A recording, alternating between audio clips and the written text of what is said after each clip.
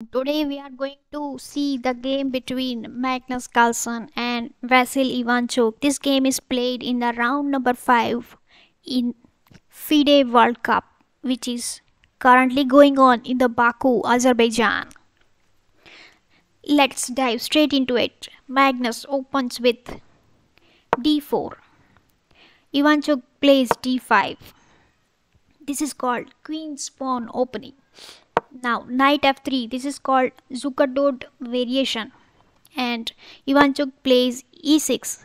This is called Harwich defense of queen's pawn opening.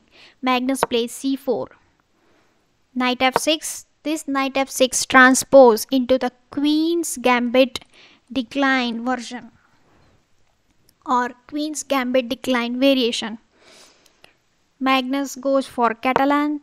It is g3, bishop b4 check, blocking the check, bishop d2, bishop goes back, bishop e7, bishop g2 developing, and now c6, cementing this d5 pawn, queen c2, knight b to d7, bishop f4, grabbing this diagonal,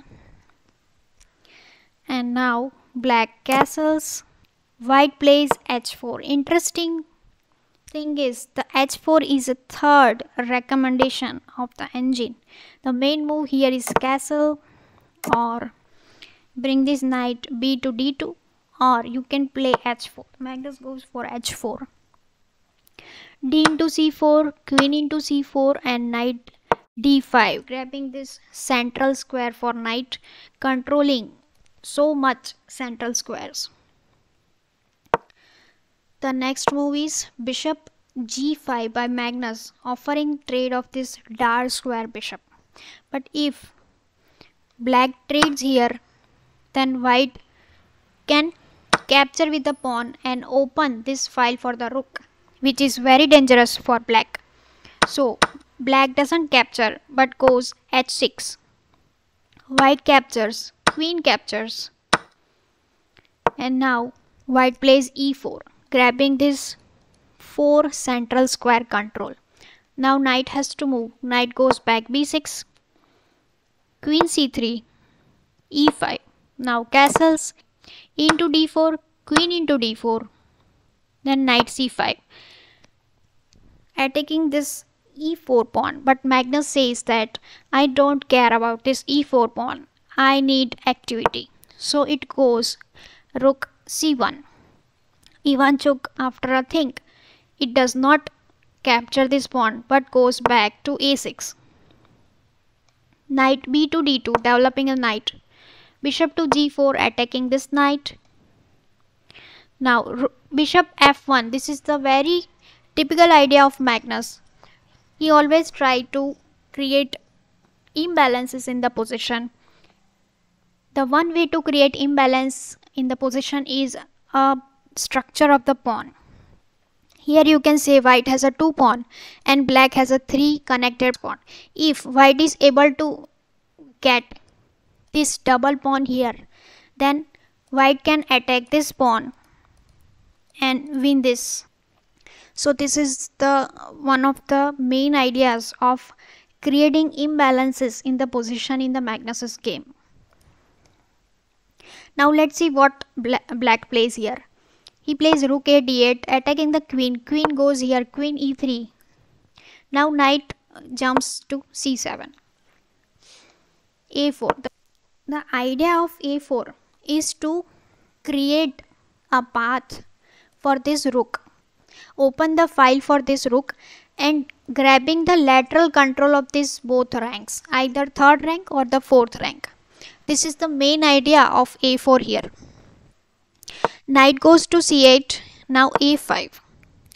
Bishop into c3, knight into c3, now a6, preventing a6 by white. Rook a4, as we discussed, it controls lot of squares in this fourth rank, and it is very helpful in developing the attack on the king side. Now rook f to e8. Black also gained control of this both open files. White plays e5. So this, when the pawn moves forward, it creates the weaknesses on the side. So now this square is available for the black knight, and black knight jumps immediately on d5. Queen b3, knight a7. The queen is eyeing here and here, both sides. So black wants to block with this knight here, so it can protect this b7 pawn. White has a different plan. White goes bishop f1 to d3. So idea of bishop d3 is go here, queen comes c2, and this queen bishop battery is very strong on this diagonal. Let's see what black plays. Black plays knight b5 as per plan to block the queen's influence on the b7. Magnus goes with his plan. Bishop b1. Now h5. Rook e1, because white can push e6 at appropriate time, because black queen cannot capture this e6 pawn and it shatters the shield of the black king.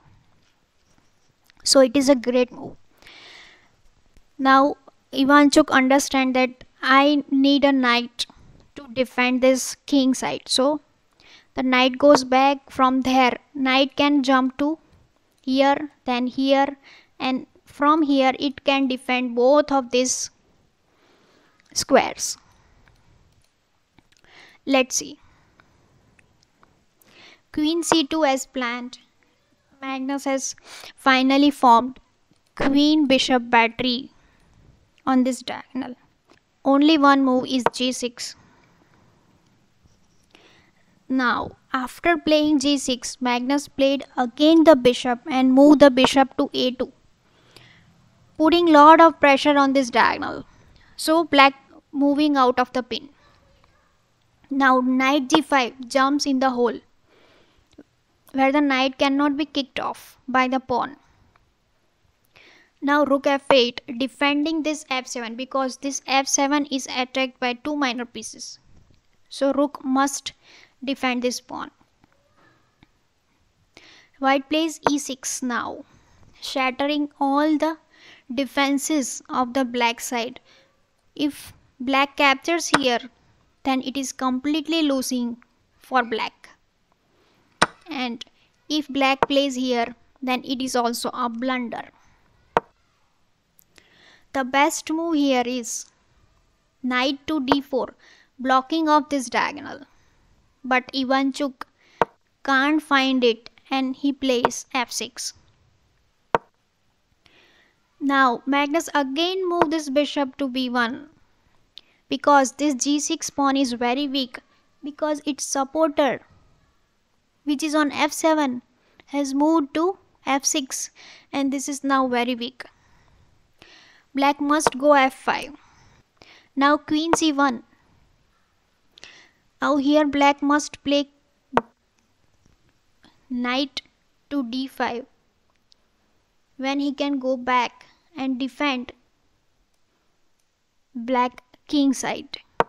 But Ivanchuk plays rook d5. This is a mistake. Now again Magnus played and attacking this rook. Rook has to move. Rook moves to c5, attack this queen. Queen e3. Knight d5, queen d2. Rook f6, b4. So only one square is available for the rook, and this is a rook c3. And as soon as a rook moves here, bishop captures a knight, pawn captures, and white is up a pawn, and devastating attack on the king side. Now played f4. Black plays f4. G into f4. Rook f5, attack this queen. Queen drops back. And this is the final position And here the Vasil Ivanchuk has resigned the game because there is nothing more to be done here. Let's say if black goes back with the rook, then this rook comes into the action. There is so much pressure on the king side and this pawn is queening forward. Black can no longer hold this position.